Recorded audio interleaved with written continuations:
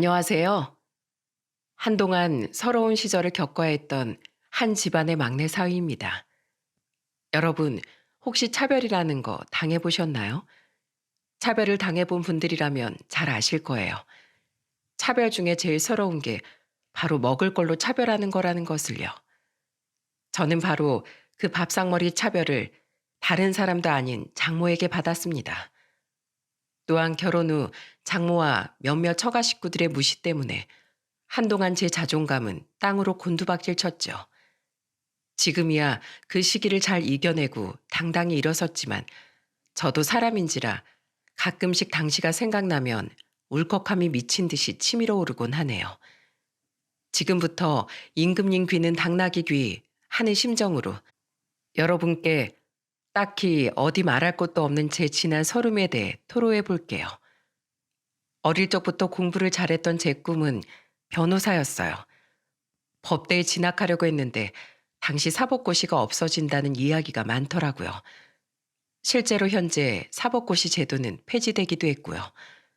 대신 당시 대학 졸업을 한 뒤 대학원 형식인 로스쿨 과정을 마친 후 변호사 시험에 응시할 수 있는 새로운 방법이 급부상하고 있었습니다. 고민 끝에 저는 법대 대신 배우고 싶던 경제 관련 학과를 대학에서 전공한 뒤 준비 기간을 거쳐 3년 과정의 로스쿨에 진학했어요.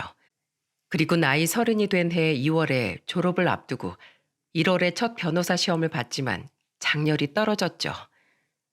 힘내 오빠. 첫 술에 배부르긴 힘든 법이잖아. 다음 시험엔 꼭 합격하면 되지. 당시 3년간 제 옆을 지켜줬던 여자친구, 지금의 제 아내는 저에게 무궁무진한 응원을 퍼부어줬습니다. 일반 회사원이었던 아내는 다정하고 착한 사람이었어요. 그때 지금 제 장모의 성화로 저는 아직 무직인 상태에서 처가의 첫인사를 가게 되었습니다. 그리고 그때 이미 저를 사위라고 부르며 무직이어도 상관없으니 얼른 결혼하라는 장모의 성화에 우린 결혼 준비를 하게 되었죠. 변호사가 된 다음에 당당히 아내를 데려오고 싶었지만 10년 전 남편을 잃고 나니 세 딸을 모두 시집 보내야 자신의 숙제를 다 마친 기분일 것 같다는 장모의 물기 섞인 말에 마음이 약해졌거든요.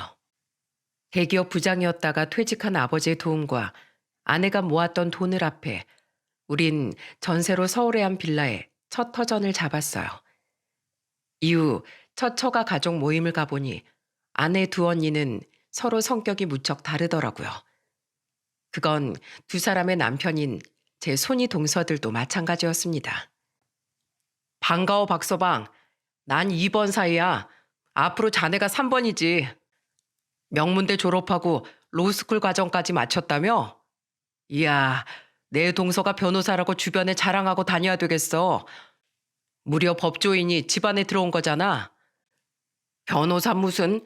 시험에 합격을 해야 변호사지. 뭐 아직은 그냥 백수잖아. 괜히 잘 지내보겠다고 사탕발림하긴. 난 비뇨기과 의사고 이직 큰 사위일세. 큰제부, 말이 좀 웃긴다? 요새 썩어 빠진 법조인이 얼마나 많은데 어디 사람 살리는 의사 앞에서 명예를 들먹여. 내 남편은 좋은 뜻으로 할 소린데 언니나 형부나 왜 이렇게 공격적이야. 언닌 누가 보면 자기가 의사인 줄 알겠어. 자긴 그냥 성형외과 손님 상담해주는 코디네이터 하다가 지금은 그냥 주부면서. 미안해요, 제부. 우리 언니가 워낙에 질투가 많아요. 앞으로 잘 부탁해요. 처형, 한 방 먹으셨네요. 근데 박서방, 그거 알아? 나도 박서방이다. 우리 3번은 어디 박씨야? 저 밀양 박씨입니다, 작은 형님. 나도 밀양 박씨야. 이거 집안 사람이었잖아. 우리 형아오 하면서 잘 지내보자고. 난 비행기 기장이고 우리 아내 스튜디오스인 거 알지? 해외여행 갈 일 있으면 언제든지 얘기해. 비행기표 싸게 살 수 있게 해줄게.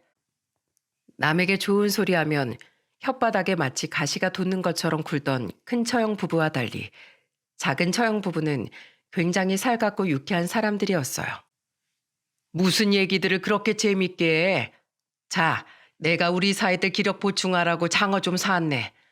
특히 우리 막내 사위 많이 먹고 힘내서 다음에 꼭 시험 합격하게.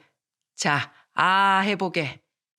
장모님, 항상 이 큰 사위 먼저 챙겨주시더니 좀 서운하네요. 제가 장모님 생각해서 선물로 300만 원도 넘는 안마의자도 주문해 놨는데요. 뭐? 300? 아이고, 역시 장모 생각해 주는 건 우리 큰 사위밖에 없다니까. 알았어. 자, 특별히 우리 큰 사위인 장어 2점이다. 우리 막내 사위 큰형님 하는 거 잘 봤지? 나중에 변호사 되면 우리 막내 사위인 장모한테 또 얼마나 잘해주려나. 큰형님은 장모에게 주로 물량 공세로 환심을 사던 사람이었습니다. 아들 하나를 키우며 주부로서 살고 있던 큰처형은 어딜 가든 그런 남편을 뽐내던 사람이었죠. 그 뒤 같은 말을 해도 기분 나쁘게 하던 큰처형 부부가 불편하긴 했지만 큰 문제가 되진 않았어요. 그때만 해도 불편한 사람은 딱 그 2사람뿐이었으니까요. 하지만 제가 그 후 2번이나 시험에서 떨어지며 상황은 좀 달라지기 시작했어요. 결혼 후 처음 시험에 떨어졌을 때부터 제게 눈치를 주던 장모는 제가 또 떨어지자 아예 절 대놓고 괄시하더군요. 낙방 결과를 본 지 얼마 안 된 그해 어버이날이 있던 주말의 일이었습니다. 자네 또 떨어졌다지? 그럼 이제 3번째 떨어진 거 아닌가? 네, 면목 없습니다, 장모님. 아이구야, 내가 좀 알아보니까 로스쿨 졸업하고 5년 내 시험 5번 안에 못 붙으면 영영 변호사가 못 된다며? 자네 그럼 이제 2번 남은 거잖아. 자네 지금 몇 년째 우리 태희한테 빌부터 먹고 있는 건가? 어? 엄마, 빌붙긴 누가 빌붙어. 이 사람 공부하면서도 자기도 벌이에 보태겠다고 자기 대학 선배 회사에 계약직 직원으로 작년부터 일하고 있는 거 몰라? 그리고 아직 2번이나 남았어. 괜한 말로 가뜩이나 상심한 사람 속상하게 하지 마. 넌 네 남편 속상한 것만 보이고 네 엄마가 속상한 건 눈에도 안 보이냐? 내가 변호사 사위 봤다고 주위에 얼마나 큰 소리 쳐놨는데 아주 창피해 죽겠다. 동네 여편 내가 자기 딸 일로 변호사 사위 좀 소개시켜 달라는 거 요즘 바쁘다고 둘러대느라 아주 진땀을 뺐어. 1년이면 금세 붙을 줄 알았더니만 무려 3번을 떨어져? 그러게 왜 그런 거짓말을 해서 엄마 스스로 곤란한 일을 만들어. 남들은 1~2번 만에 턱턱 붙고 한다길래 박서방도 그럴 줄 알았지. 이제 와서 사실 우리 사위 변호사 아니고 코딱지만한 회사 계약직 직원입니다. 하고 어떻게 말하냐? 내가 보기엔 영 글렀어. 여태껏 안 된 거 보면 변호사 사이 생기긴 다 틀렸다고. 에휴, 꼴 보기 싫어. 저 시험도 떨어진 주제에 좋다고 귀한 복숭아 깎아서 처먹는 꼬라지 좀 봐라. 그만 처먹어. 엄마, 그러지 말고 우리 남편이 준비해온 용돈 받고 기분 풀어. 용돈? 애구머니나 200만 원이잖아. 아이고, 우리 귀한 큰 사이 뭘 이렇게 많이 넣었어? 이 정도는 우리 남편한텐 기본이지.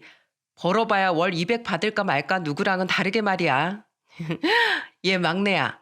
너 남편이 저래가지고 그 코딱지만한 빌라 전세에서 이상 가겠니? 괜히 애 낳아서 애까지 고생시키지 말고 피임이나 잘해라. 큰애가 말 한 번 잘하는구나. 아이고, 벌써 시간이 이렇게 됐네.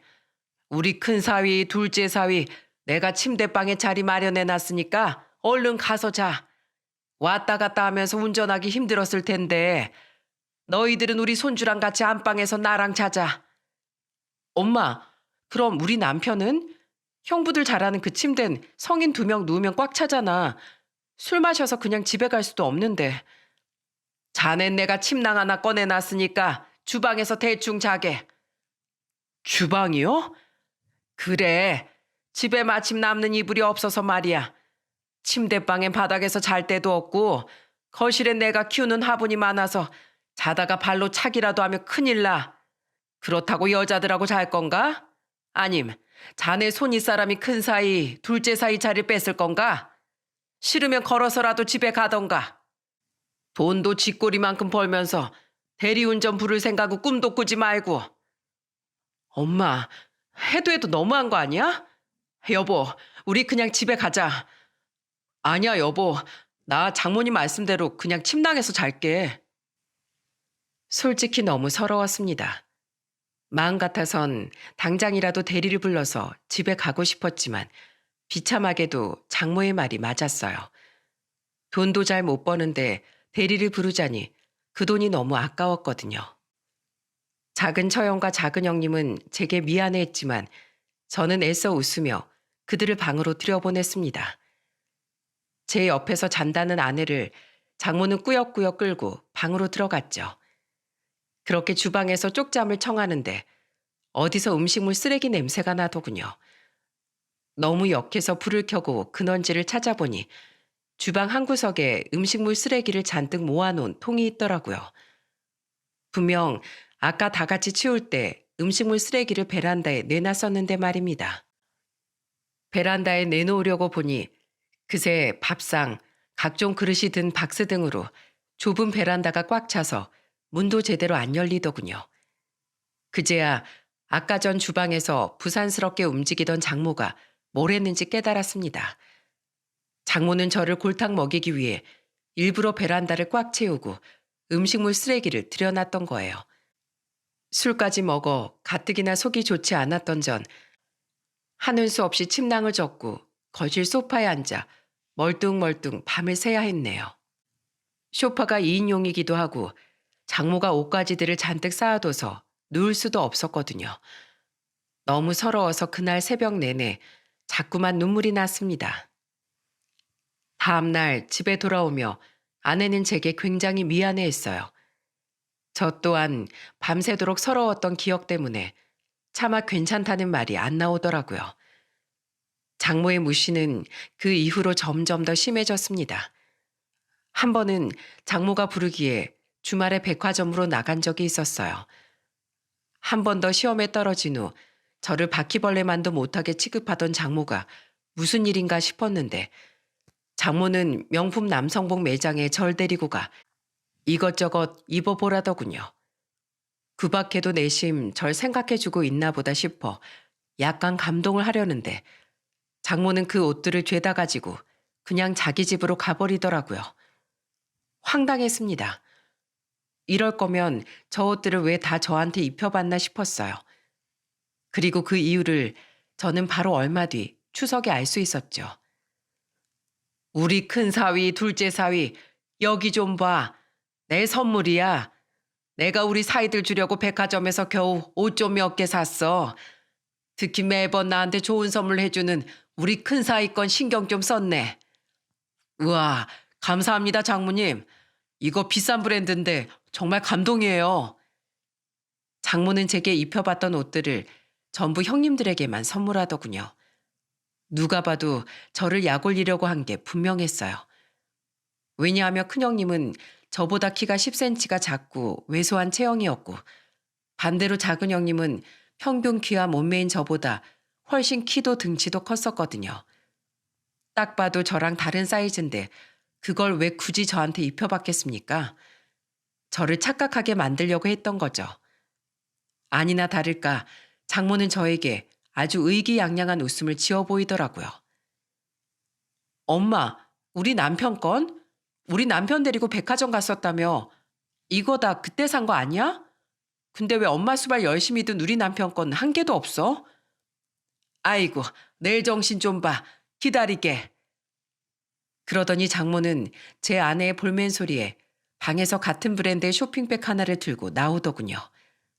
그래도 양심상 내 옷 하나 남겨놨나 싶었던 전 쇼핑백을 열어보고 마음에 심한 상처를 입고 말았습니다. 엄마, 이게 무슨 선물이야?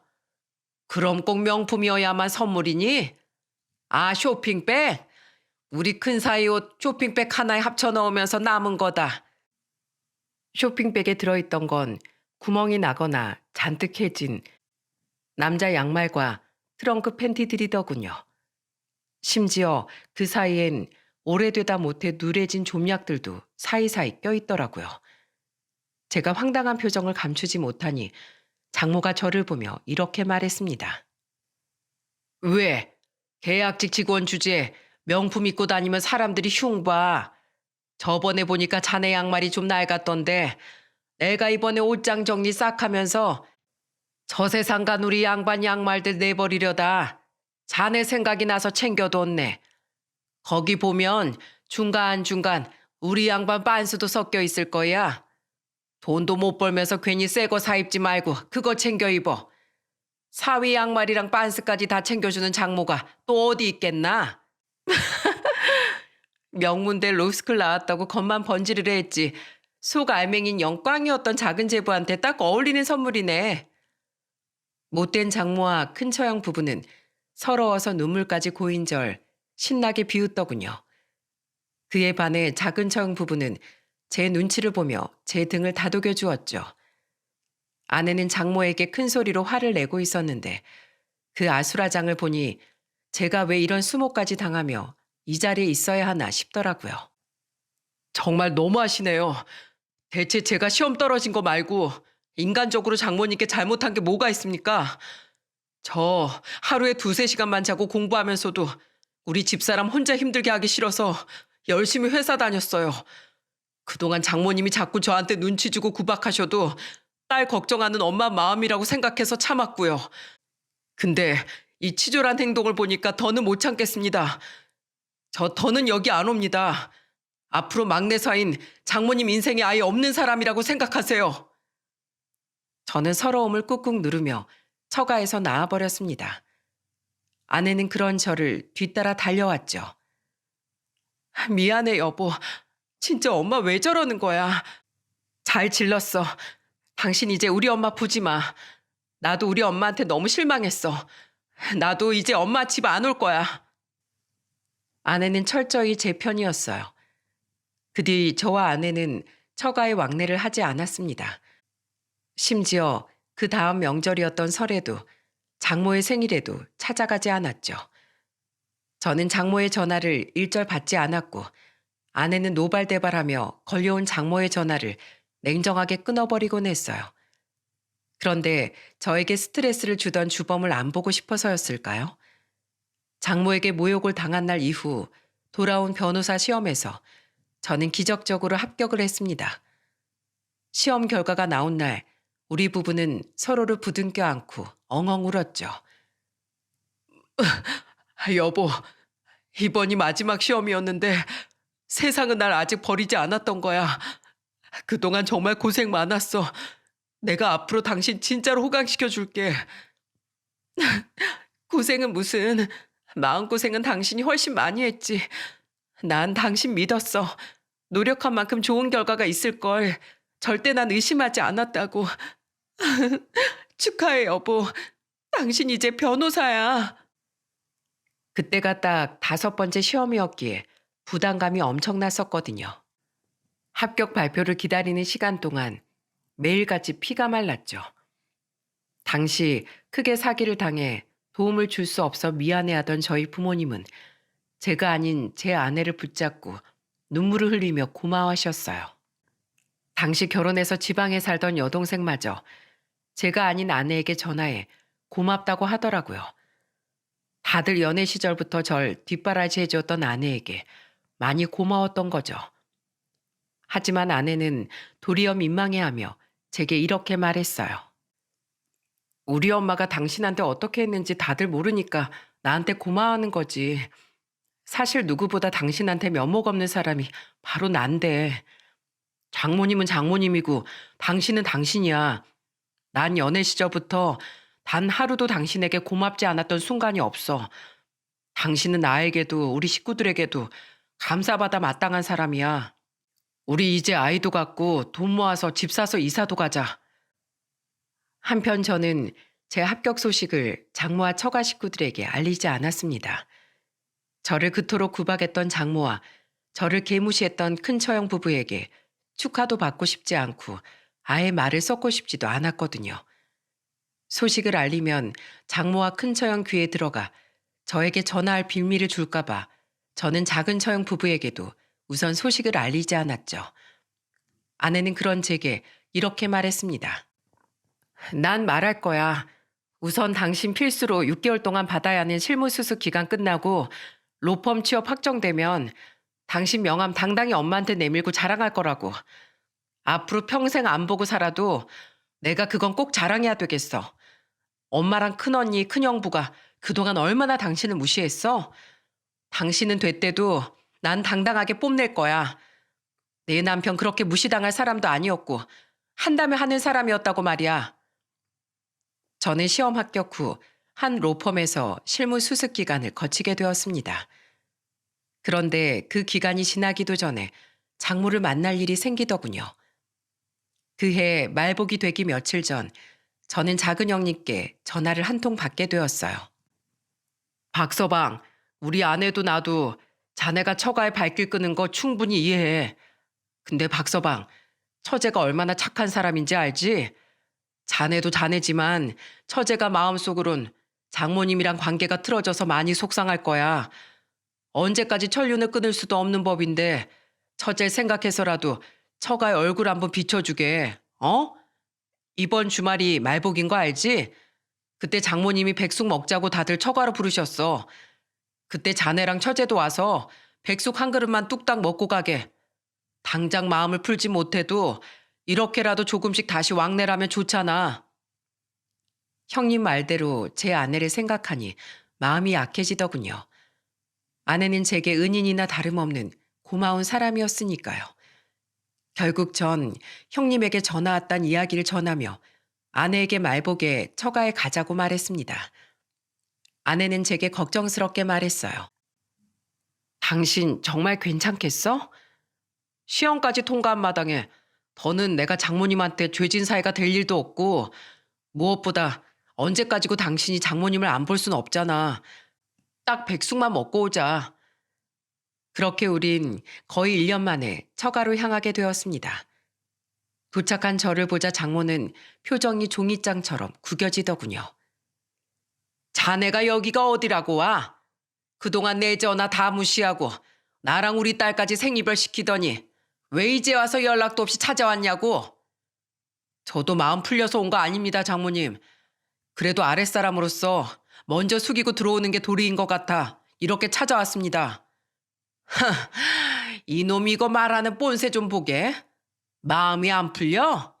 난 자네만 생각하면 아주 약이 올라.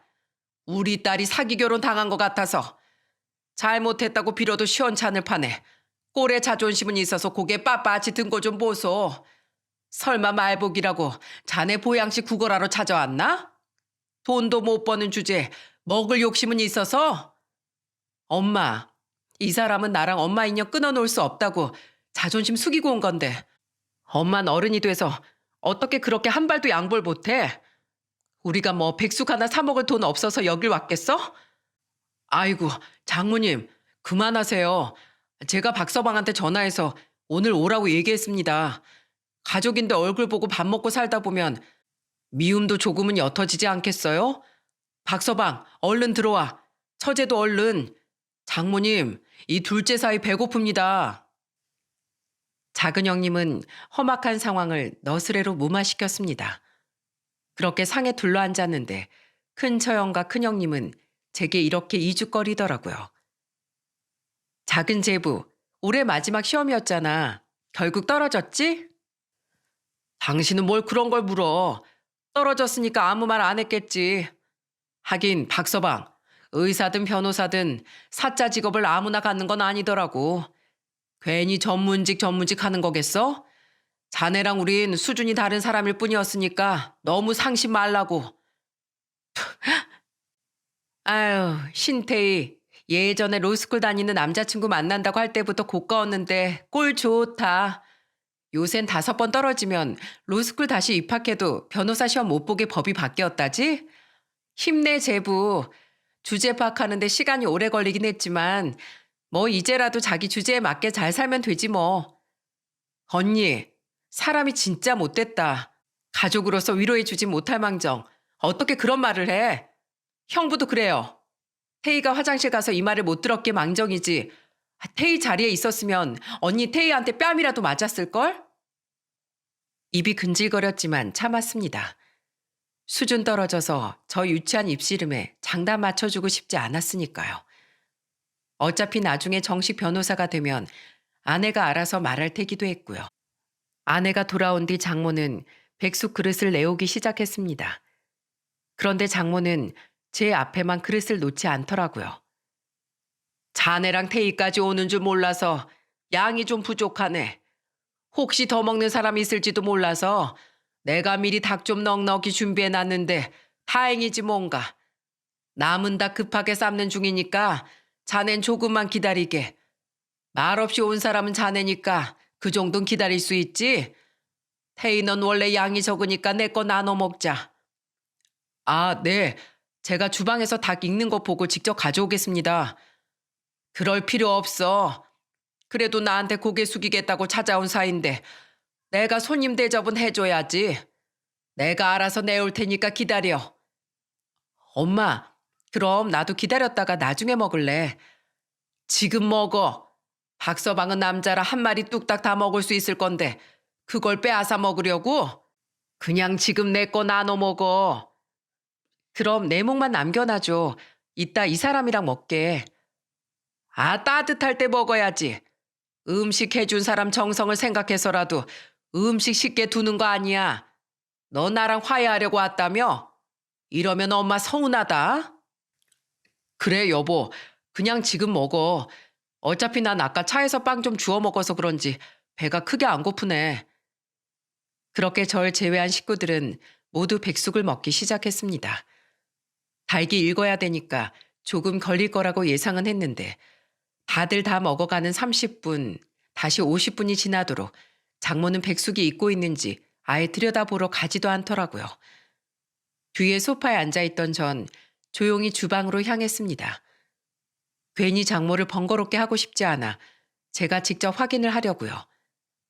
그리고 주방에 간 제 눈에 들어온 광경은 황당하기 짝이 없더군요. 저는 다시 거실로 돌아와 장모에게 말했습니다. 장모님, 주방에 가스불 다 꺼져 있는데요. 냄비엔 닭은커녕 식어가는 국물밖에 없고요. 텅 빈 냄비 안을 봤을 때 이미 직감했어요. 제가 또다시 장모에게 당했다는 걸 말입니다. 장모는 애초에 저에게 백숙 쪼가리 하나 내어줄 생각이 없었던 거예요. 아니나 다를까 백숙을 다 먹은 장모는 손가락을 쪽쪽 빨며 박장대소를 하더라고요. 그걸 이제 알았나?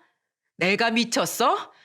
의사의 비행기 기장인 우리 귀한 사이들한테 고작 중소기업 계약직인 자네랑 같은 음식을 대접해주게? 내가 우리 사이들 먹이려고 얼마나 정성스럽게 이걸 다 준비했는데 고작 자네 따위가 같은 음식을 먹으려고 들어?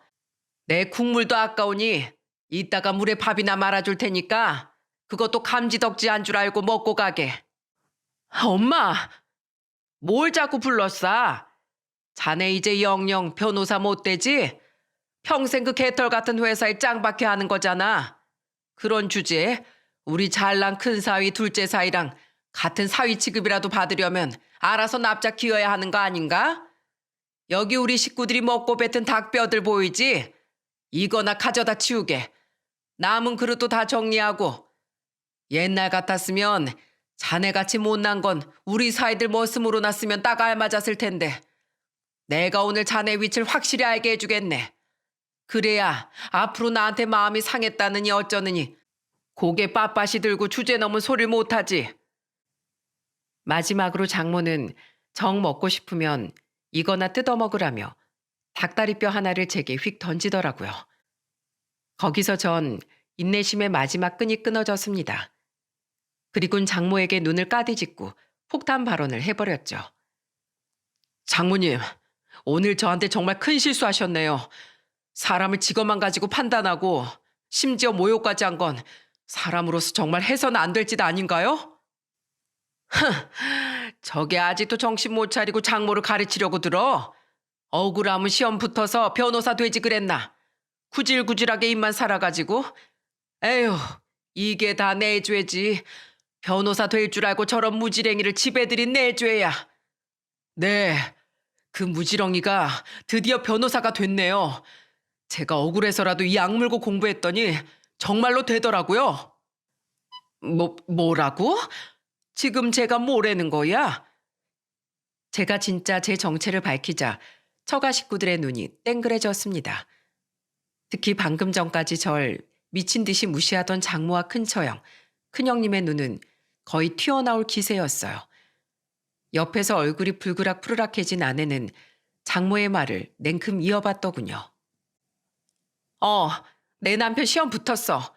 지금 실무 수습 기간 중이고 6개월 다 받으면 정식 변호사로 취업할 거야. 어때, 엄마? 그렇게 무시하던 내 남편 변호사 됐다니까. 봤지? 우리 남편 한다면 하는 사람이야. 심지어 공부에만 올인해도 떨어지는 사람이 태반이라는데 우리 남편은 일까지 하면서 그 힘든 걸 당당히 해냈다고. 뭐? 박서방, 자네 정말 시험 붙었나? 아니 그걸 왜 장모인 나한테 말을 안 했어? 안 그래도 우리 남편 정식 취업하면 내가 말하려고 했었어. 아니 작은 제부, 그래도 아까 우리가 붙었냐고 물어봤을 때 말했으면 됐었잖아. 제가 왜요? 저더러 수준 낮은 인간이라고 무시해대던 큰처형, 큰형님한테 잘난 척해야 되니까요? 아니요. 전 그런 질 낮은 일이나 해대려고 변호사 된 게 아니라서요. 솔직히 수준 낮은 그런 대화에 어울리고 싶지도 않았고요. 장모님, 제가 변호사가 되면 귀한 사이고 계약직 직원이면 못난 사이인가요? 아니, 제가 아무리 못난 짓을 했어도 사람을 일부러 음식물 쓰레기 옆에서 재우고 선물 사주는 척하면서 조롱하고 심지어 개한테 주듯 닭뼈 던져주는 몰상식한 짓은 하셨으면 안 되죠. 적어도 절 인격을 가진 사람으로 생각했다면요. 그래도 우리 아내한테 미안해서 마지막이다 생각하고 오늘 여기 온 겁니다. 근데 큰처형이나 큰형님, 그리고 장모님 말처럼 수준이 달라서 여기 못 있겠네요. 사람은 수준이 맞는 사람들이랑 어울려야죠. 저 앞으로 절대로 이 집에 발걸음 안 할 겁니다. 2번 다시 저한테 연락하지 마세요. 박서방, 아이고, 우선 진정 좀 하게, 어? 어른이 이렇게까지 말하면 잠깐 듣는 척이라도 해야지. 박서방, 내가 우리 막내 생각에 감정이 좀 지나쳤네. 괜히 자네가 우리 딸 데리고 가서 고생시키는 것 같아서 자네한테 화가 났었어. 도가 지나친 건 미안하네. 그래도 합격했다고 말 안 한 자네 잘못도 있지 않은가. 내가 알았으면 이렇게는 안 했겠지. 우리 서로 잘못했으니까 퉁치고 앞으로 새로 시작하는 것처럼 잘 지내보세. 조금만 기다리면 내가 냉장고에 있는 닭도 금방 다시 삶아다 줌세. 닭이 있었는데도 저한테 그런 짓을 하신 거예요? 진짜 기가 막히네요. 그리고 제 잘못이라뇨? 만약에 제가 올해 정말로 낙방했다면 장모님은 저한테 사과하실 생각도 없었을 텐데 오히려 장모님이 어떤 사람인지에 대해 쐐기를 박을 모습을 봤으니 전 제가 잘한 일 같은데요. 제가 미리 시험 붙었다고 말하고 여길 왔으면 장모님이 저한테 잘해주셨을 테니 어영부영 화해하고 말았겠죠. 저는 세상에서 화장실 들어갈 때 나올 때 다른 인간들이 제일 싫습니다. 고마움을 모르는 사람은 언젠가 반드시 뒤통수를 치거든요.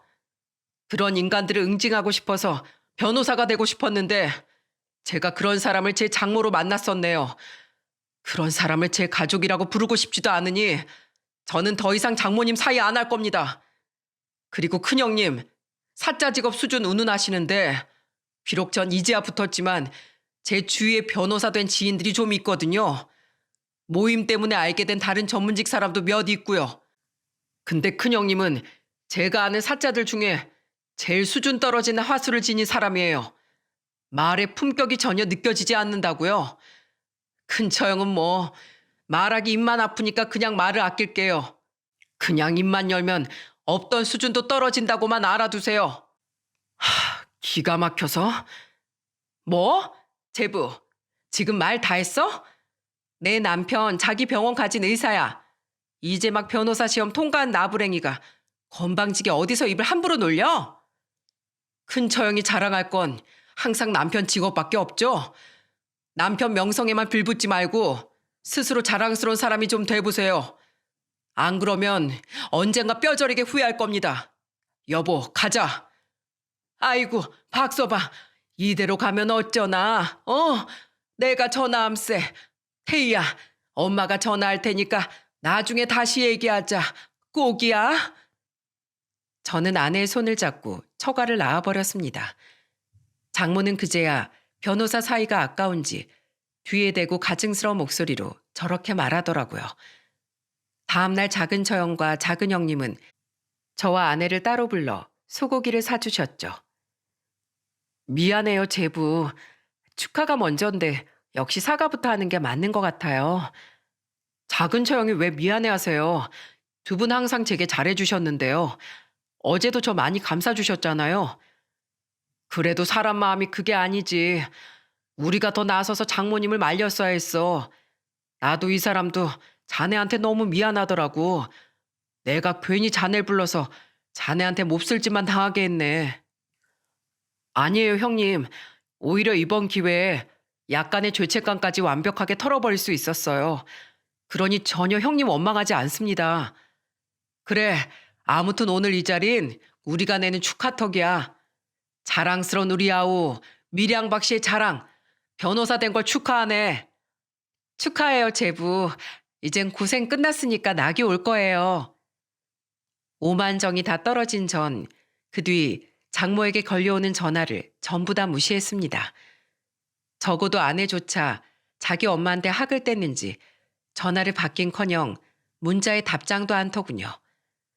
그럼에도 불구하고 장모는 저와 아내에게 줄기차게 문자를 남겨댔어요. 내용은 주로 미안하다는 말이었는데 그로부터 약 8개월 뒤 장모가 저희 집 앞에 찾아온 게 아니겠어요? 당시 임신 5개월이었던 아내와 전 외식을 하고 들어오는 길에 깜짝 놀라고 말았죠. 장모는 엉엉 울며 제게 이러더라고요. 박서방, 그래도 내가 장모인데 어떻게 이렇게 매정할 수가 있나? 태희 너도 그래. 임신까지 했으면 그래도 엄마한테 알려야지. 이런 소식을 둘째를 통해서 듣게 해? 말했잖아. 난 엄마 안 볼 거라고. 근데 어떻게 여기까지 왔어? 우리 결혼한 뒤에 코딱지만한 집 들어가기도 싫다면서 여기 온 적 한 번도 없잖아. 하도 구석진 데 있어서 찾는데 애 좀 없긴 했다. 아무튼 박서방, 자네네 연락처 차단했나? 내 문자 못 봤어? 아, 얼마 전에 차단하긴 했는데 어차피 다 똑같은 문자 아닌가요? 전 장모님 사과 받을 생각 전혀 없는데요. 박서방, 제발 우리 큰딸 좀 도와주게. 자네 얼마 전에 꽤 큰 로펌으로 취업했다며? 우리 딸 지금 제목도 제대로 못 챙겨받고 이혼당하게 생겼어. 깜짝 놀랐습니다. 전혀 생각지도 못한 소식이었으니까요. 아내 또한 눈이 휘둥그레졌는데 그 뒤 장모 입에서 나온 말은 더욱 충격적이었어요. 큰사위 그놈이 바람이 난 걸 우리 큰애가 병원에 찾아갔다가 병원 앞에서 본 모양이야. 근데 그 애가 바보같이 증거도 못 모으고 거기서 그 둘 머리채를 잡아 뜯은 걸세. 근데 그 영악한 놈이 들킨 마당에 증거를 남겨뒀겠는가? 우리 딸이 증거 수집하려고 했을 땐 이미 증거란 증거는 다 지워버렸었대. 그리고 그 망할 놈이 오히려 우리 딸한테 이혼 소송을 걸어버렸어. 그 상간년 그냥 친구라면서 길거리에서 자기들한테 손찌검한 우리 딸을 의부증으로 몰아버린 거야. 게다가 평소에 돈 한 푼 안 벌어오고 사치했다느니 처가에서 주기적으로 돈을 요구했다느니 말도 안 되는 이유로 혼인유지를 더 이상 못하겠다고 소송을 걸었어. 심지어 우리 애를 폭행으로 고소까지 하겠다고 겁박했네. 박서방, 변호사한테 무료 상담을 받아봐도 우리 딸애한테 유리한 상황은 아니라고 하네. 증거가 없으니까. 제발 가족으로서 자네가 좀 도와주게. 우리 딸은 피해자 아닌가? 싫습니다. 박서방, 제발 이렇게 부탁하네. 그동안 내가 자네한테 잘못한 것들 내가 정말 미안하네. 진심으로 뉘우치고 있어. 그러니 제발 나랑 우리 딸을 외면하지 말아주게. 우리 큰딸 그렇게 쫓겨나면 우리들이 손가락만 쭉쭉 빨아먹고 사나? 싫다고요. 장모님만큼은 아니어도 큰 처형도 그동안 절 얼마나 무시했는지 장모님이 누구보다 잘 아시잖아요. 큰 처형은 그나마 염치라도 있어서 저한테 안 찾아온 거 아닌가요? 절 가족은커녕 사람 취급도 안 해준 장모님 부탁은 껌 한 통 사오라는 심부름조차 들어드리기 싫습니다. 그리고 큰 처형이 그동안 돈도 안 벌면서 명품만 사입고 사치한 건 사실이잖아요. 어렸던 조카도 방치하고 놀러만 다닌 것 같은데 잘하면 애도 빼앗기겠네요. 부양 능력이 없으니까요. 장모님, 제가 큰 처형을 도와주지 않는 건 큰 처형뿐만 아니라 장모님이 저한테 하신 행동에 대한 대가입니다. 그러니까 전에 말씀드린 대로 저에게 사위로서 아무것도 기대하지 마세요. 이만 들어가겠습니다. 저는 아내와 장모를 내버려 두고 집에 들어왔습니다. 약 5분 후쯤에 집에 들어온 아내는 담담한 말투로 이렇게 이야기를 하더군요. 엄마한테 2번 다시 찾아오지 말라고 말하고 왔어. 나 때문에 괜히 당신까지 부모 자식 연 끊지 않아도 괜찮아. 장모님이 나한테 잘못한 거지 당신한테 잘못한 건 아니잖아. 싫어. 나한테 세상에서 가장 소중한 사람은 당신하고 뱃속의 아기야. 그저 직업이 자기 마음에 들지 않는다는 이유로 당신을 그렇게 모욕한 우리 엄마, 난 용서 못해. 예전에 몫으로 일하던 우리 아빠를 천한 직업이라고 구박할 때부터 알아봤어야 했는데 우리 엄마가 이제 와서 당신한테 왜 사과하겠어? 앞으로 덕볼 일 많을 게 뻔하니까 저러는 거지. 이제 우리 큰언니 이혼하면 당신이랑 작은 형부한테 더 달라붙을걸? 자기한테 돈 쏟아붓던 큰 사이가 없으니까. 난 그 꼴 보기 싫어. 우리가 넉넉해진다고 당신을 그렇게 무시했던 엄마한테 더 뭔가 해주고 싶지도 않고. 난 이대로 당신하고 우리 아기랑만 행복하게 살래. 그 뒤 큰 처형은 결국 조카까지 빼앗긴 채 이혼당했습니다. 약간의 재산 분할을 받긴 했지만 육아 참여도도 낮았고 재산에 대한 기여분은 거의 없다고 해도 무방한 수준이라 거의 맨몸으로 쫓겨난 거죠. 또한 처형이 이혼하고부터 1년쯤 뒤에 작은 형님이 중동의 항공사에 스카웃되어 중동으로 이사를 가면서 사위 사랑이 지극하던 장모에게 남은 건 저밖에 없게 되었어요. 삶이라는 게 참 알다가도 모를 일 아닙니까? 남은 사람은 돈 한 푼 없이 자신의 집에 빌붙어 있는 큰 처형뿐이었던 장모는 그때부터 미친 듯이 저희 집을 찾아오더라고요. 그런 장모 때문에 퇴근길에 놀랐던 게 한두 번이 아닙니다. 아들을 낳은 후 일을 그만뒀던 아내는 집에서 아들을 보며 장모 때문에 원형 탈모까지 걸렸었어요. 박서방, 끝까지 정말 이럴 셈인가? 나 요즘 돈이 없어서 친구들 모임에도 잘 못 나가. 쓰던 버릇이 있어서 용돈도 턱없이 부족하고. 배은망덕한 내 큰딸녀는 아르바이트 다니면서 번 돈 자기 혼자만 홀랑홀랑 쓰고 다니네. 박서방, 내가 정말 미안했네. 우리 부디 과거 일은 모두 잊고 잘 좀 지내보세. 우린 그래도 가족이지 않은가? 태희야, 이 엄마 요즘 너무 외롭다. 그나마 나 챙겨주던 둘째랑 둘째 사이도 떠나버리고 나니까 날 위해주는 사람이 하나도 없어. 엄마 요새 주름 피는 주사도 못 맞아서 얼굴이 막 흘러내린다. 내가 창피해서 주위에 고개를 들고 다닐 수가 없어. 제발 이 엄마 좀 보살펴다오. 응? 장모가 하는 얘기는 전부 미용이나 용돈, 자기 체면 같은 것들 뿐이라 저와 아내는 더더욱 학을 뗐어요. 경찰을 불러도 계속 찾아오자 우린 결국 계획했던 이사를 앞당겼습니다. 살다 살다 장모 때문에 쫓기듯 이사를 하게 될 줄은 정말 몰랐죠. 하지만 전화위복이라고 급하게 구한 아파트가 전에 알아봤던 아파트보다 훨씬 더 깔끔하고 위치도 좋아 지금 우린 약간의 대출을 낀 자가에서 아주 행복하게 살고 있답니다. 그렇게 작은 처형네가 중동으로 간 날 이후 벌써 2해나 바뀌었네요. 저와 아내는 여전히 장모와 큰 처형과 연락을 하지 않은 채 저희 부모님만 찾아뵈며 살고 있습니다. 아내는 저희 부모님께 장모와의 일을 말하고 용서를 구하고 싶어 했는데 저는 그런 아내를 말렸어요. 괜히 우리 부모님 속상하실 일 만들고 싶지 않아. 당신에 대한 안 좋은 말을 전달하고 싶지도 않고 당신 살면서 나한테 충분히 너무 잘해주고 있으니까 제발 장모님 일로 더 이상 죄책감 갖지 마. 얼마 전 우린 초대를 받아 중동의 작은 처형집으로 놀러 가기도 했어요. 작은 처형은 장모와 큰 처형은 한 번도 초대한 적이 없다고 말하더군요.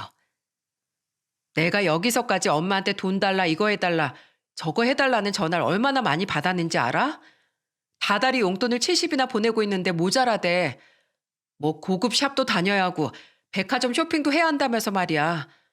거기다가 두 손 두 발 멀쩡한 큰언니까지 나도 아니 우리 남편한테 전화해서 돈을 보내달라더라고.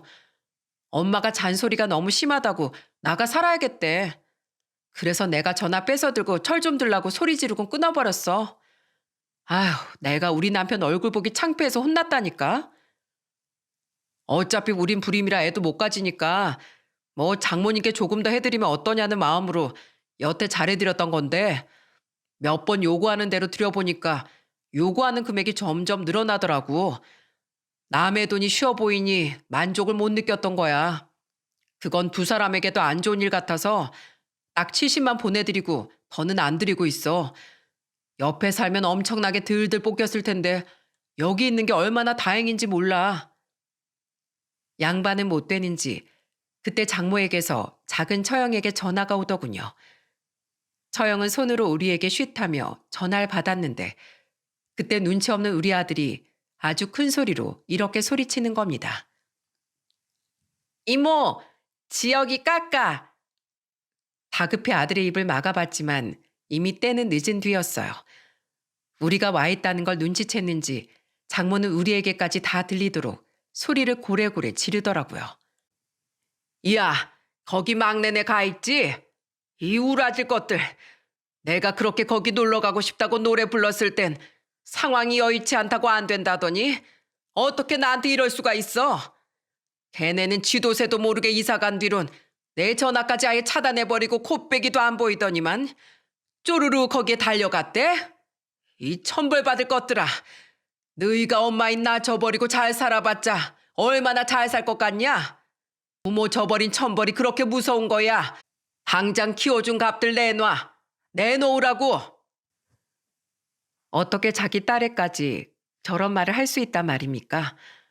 충격을 받은 작은 처형은 여전히 소리를 지르고 있는 장모의 전화를 뚝 끊어버리더군요. 그리고 그 일을 계기로 그나마 유일하게 장모를 챙겼던 작은 처형 내외마저 장모와의 인연을 끊어버렸다고 하더군요. 그렇게 돈밖에 모르던 장모와 큰 처형은 모두에게 버림을 받고 가장 가진 것 없던 서로만 곁에 남게 된 거죠. 전 앞으로도 장모를 볼 생각이 없습니다. 하지만 언제라도 아내가 장모를 그리워하는 모습이 보이면 흔쾌히 장모에게 보내줄 생각이에요. 전에도 말했다시피 부모 자식 간의 연을 타인인 제가 마음대로 끊어버릴 순 없는 노릇이니까요. 저는 지금 그토록 꿈꾸던 변호사 생활을 아주 열심히 해내고 있어요. 단 한 사람, 제가 평생 자문과 사건 의뢰 등 모든 변호사 업무를 무료로 해주기로 약속한 사람이 있는데요. 그건 바로 저를 계약직으로 채용해 주었던 선배랍니다. 사실 그때 선배가 저를 먼저 불러 일자리를 주었거든요. 다른 데 가서 회사 일에 목매느라 시험 공부 망치지 말고 그냥 자기 도와준다고 생각하고 계약직으로 들어오라고요. 시험 3개월 전부턴 월급을 그대로 주면서 회사에 나오지도 못하게 하고 공부에만 집중하게 해준 또 다른 은인이었어요. 게다가 제가 부담 가질까봐 저 같은 인재를 계약직으로 들 수 있어서 영광이라는 농담까지 던져줬는데 그때 그 선배에게 얼마나 고마웠는지 모릅니다. 때문에 전 일적으로든 사적으로든 평생 그 선배에게 은혜를 갚아나가고 싶어요. 또한 전 앞으로도 변호사로서 약자들을 위해 또한 가장으로서 아내와 아들을 위해 헌신하며 살아갈 생각입니다. 직업과 가족 모두 안정된 지금에 이르기까지 험난한 시절을 거친 만큼 더더욱 소중함을 느끼고 있거든요. 여러분, 저는 제 사연을 통해 사람의 가치를 부디 세속적인 것으로 판단하지 말자는 말을 하고 싶었습니다. 당장은 이득처럼 느껴질 수 있겠죠. 하지만 형태가 있는 건 언젠가 바스러지고 그 가치를 다하기 마련입니다. 반면 눈에 보이지 않는 마음은 시간이 갈수록 사람에게 스며들잖아요. 오래도록 여러분에게 도움을 주고 행복을 줄 진정한 가치가 있는 건 바로 사람의 마음이라고 생각해요.